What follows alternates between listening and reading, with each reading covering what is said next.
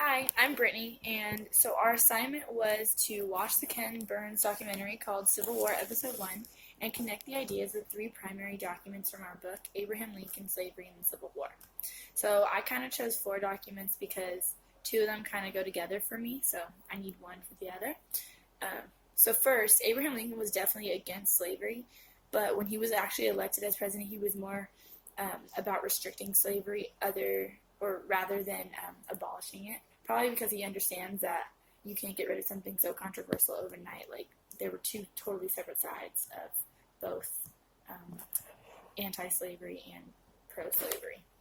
So the first one is at the very beginning of the book. It talks about the justifications that people used to use for slavery.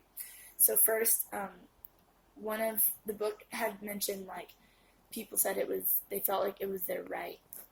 So Lincoln basically said that if whites feel that they can enslave blacks based on the lighter color of their skin, then they should be prepared to be enslaved by a white person who has even fairer skin than they do.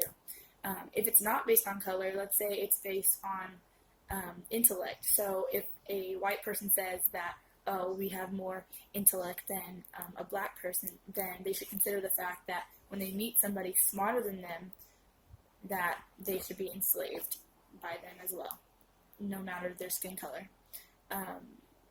Another thing that people say is that it's in their interest to enslave somebody. Well, Abe Lincoln says that if enslaving somebody is of your interest, then you have to realize that if someone's interest is to enslave you, then that's their right, if you say it's your right.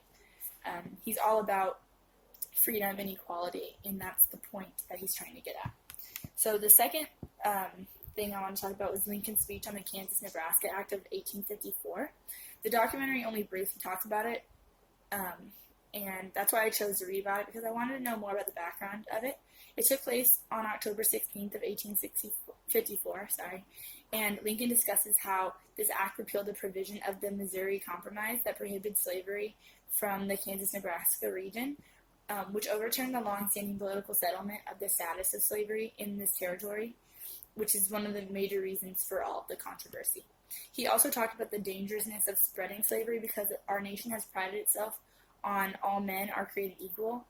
So when some men say that enslaving others is their sacred right to self-government, that's not representing equality and freedom of what the United States stands for. The next thing I wanted to talk about was the June 26, 1857 speech on the Dred Scott decision. So this one goes hand in hand for me for the House Divided speech of 1858.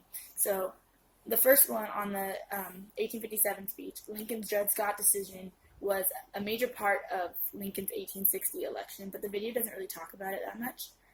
He explained who Roger Taney was, who was the Chief Justice of the U.S. Supreme Court, and he also talks about the regard for the sacred rule of law and his belief in racial equality. He also shows both sides of the Republican view and the Democratic view of slavery. But he talks about the Dred Scott decision, where they say that one of the quote is that decision declares two propositions: that a Negro cannot sue in a U.S. court, and secondly, that Congress could prohibit slavery in its territories, which goes completely against the U.S. Constitution. So that's what Lincoln's view was on the Dred Scott decision, was that it was going to open up all this stuff for slavery in the future, which is what he was trying to get rid of. The last thing that goes with it was the House Divided speech of 1858, and this is where Lincoln pointed out that he felt the Dred Scott decision would legalize slavery, undermining the U.S. Constitution.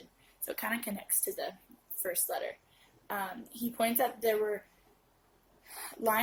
views about slavery between the North and South that there were no compromise in sight, so it wasn't, anything that he did was not going to prevent slavery, so that's why he was more towards reducing it and instead of fully abolishing it. So, thank you.